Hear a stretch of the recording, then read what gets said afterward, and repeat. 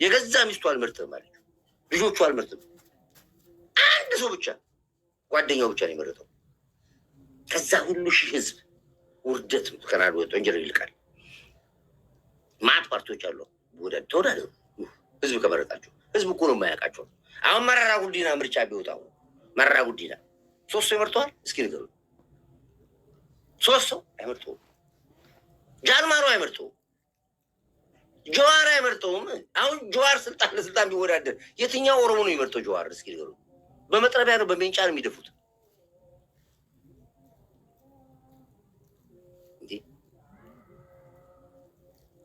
በህዝብ እኮ አትታወቁም። በየትኛው ለማናችሁም ቁም። እንደ ምርጫ እኮ ከሆነ እኮ እንደ ተቃዋሚ ፓርቲ ሆነ እኮ እንፈልጋችኋለን እኛ።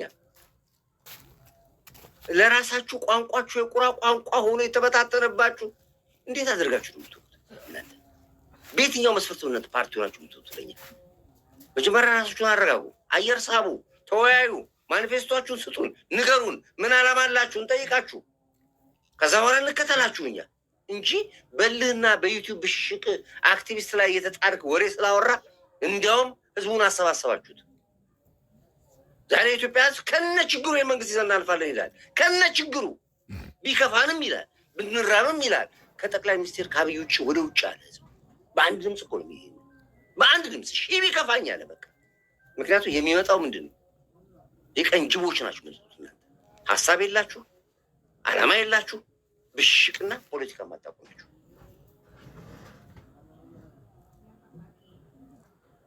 አይሆንም። ወደድክም ጠላም በዚህ ሂደት ለቀጣይ 100 ዓመት አገሪቷን አብይ ያስተዳድራታል።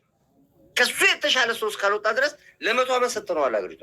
እሱ እንኳን እምቢ ቢል አልኩ እኮ ባለፈው፣ እሱ እንኳን ስልጣን እምቢ ቢል መሳሪያ ደቅነን ነው አገሪቷን የሚያስተዳድራል። የለም ከሱ ውጭ 140 ሚሊዮን ህዝብ ለማስተዳደር ብቃት ያለው አንድ ሰው ያለው ጠቅላይ ሚኒስትር ዶክተር አብይ ብቻ ነው። አስረግጬ እነግርሃለሁ።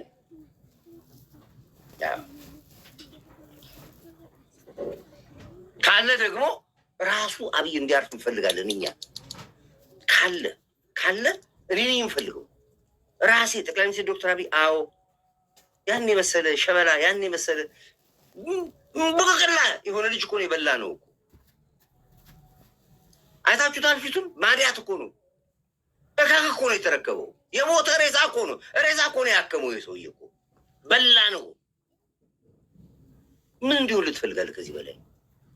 የሞት ሀገር ሰጥተው ልክ ገንዘብ የሰጠሁት ይመስላል እኮ። ገንዘባችን ይላል። ገንዘባችን የትኛው ገንዘብ? የወታደር ደሞዝ የሚከፍለው አቶ እኮ 16 ብር እኮ ባንክ ውስጥ የነበሩ ሲረከብ ስልጣን ላይ ሲወጣ 16 ብር ኔት።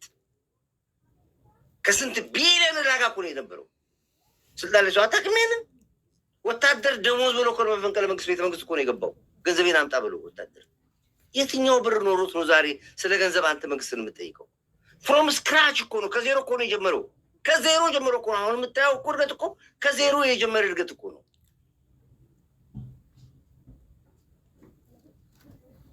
እንዴ ኧረ ሰው ጎበዝ፣ ሰው ይታዘበናል በሉ። አገር ለአገር አረብ ሀገር መንግስታት ሲሄድ ግማሹን በስጦታ ግማሹን በብድር ገንዘብ ሲያገኝ፣ በዚህ በኩል ደሞዙን ሲከፍል ወታደሩን ሲከፍል፣ በዚህ በኩል ደግሞ ሲሄድ እንደገና ደግሞ አንዱ ሀገር ሲሄድ ብድርም እርዳታም ሲያገኝ፣ በዚህ በኩል አንዱ ቀራራ ሲከፍት ከዜሮ እኮ ነው። በ7 ዓመት ባልሞላ ጊዜ ውስጥ እኮ ነው ታሪክ የታየው ኢትዮጵያ ውስጥ እኮ። ባጀት ሳይኖረው ገንዘብ ሳይኖረው እኮ ነው አገር እንዲተለውጣ የምናየው ጎበዝ። እንዲህ ለጥላቻም እኮ ሪዝን ያስፈልጋል፣ ምክንያት ያስፈልጋል እኮ።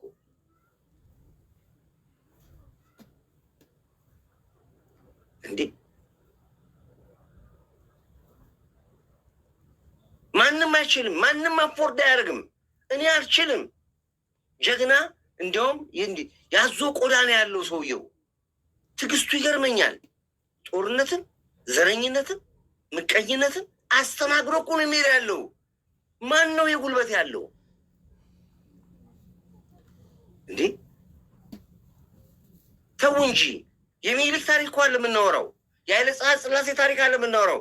የደርግ አለ የምናወራው። ትናንትና በዓይናችን ያየነውን ነገር መመስከር ያቅተናል ዛሬ እንዴ? መብራት ምን ያስፈልጋታል? እና ምን ኩራዝ እንትከከል ከተማ ውስጥ በመብራት አሽገ እና ታዲያ በኩራዝ እንትተክል ወይ ማን አንተ ለመጀመሪያ እሺ ቆይ ግዴ ማንህና ነው አንተ ይሄን ለመጠየቅ ማን መብት ሰጠው? ቆንጆ የሚያናደይ እኮ እነማን ናችሁ እናንተ? ተራ ስደተኛ ስደትን አጣጥመህ የማትኖር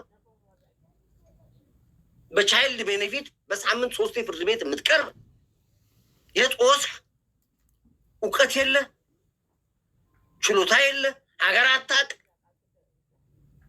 በዩቱብ ተጠቅጥቀህ በሚዲያ ተጠቅጥቀህ የምትኖር ዓላማ የሌለ ብኩን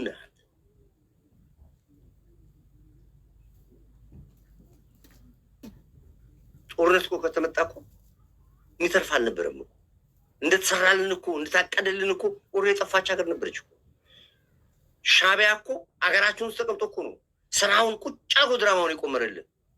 ህወሓት እኮ የ100 ዓመት የቤት ስራ ሰጥቻለሁ ብሎ እኮ ነው ይወጣል። የ100 ዓመት ያውቀዋል። ያን የ100 ዓመት ሴራ አብይ ባይኖር ኖሮ ኦፍኮርስ ይሰራው ነበረ። በጣጦስ ነው የጣለው። ቋንቋ የቁራ ቋንቋ እንዲሆን በታትነው እኮ ነው የወጣው ህወሓት ሲወጣ። ለዚህ ነው እኮ መጣላል ይላል እኮ እየመጣ ሲፈልግ በፋኖ በኩል ይመጣላል፣ ሲፈልግ በኦነግ ይመጣላል፣ ሲፈልግ በአፋር በሶማሌ እያለ እየበጠበጥ ጭንቅላትን በጥብጦ መኖር ነው የሚፈልገው። አርጎታል፣ እየሰራ ነው ያለው። አሁን ሻዕቢያ አጀንዳ ለኛ አጀንዳ ነው። ሻዕቢያ ለኛ ቁርስ ለቁርስ አይበቁንም። ለቁርስ ሻዕቢያ አሁን ኤሪትራ ሻዕቢያ አሁን ስለኛ የመደንፋት ሞራል አለው፣ ስለኛ የማውራት አቅም አለው።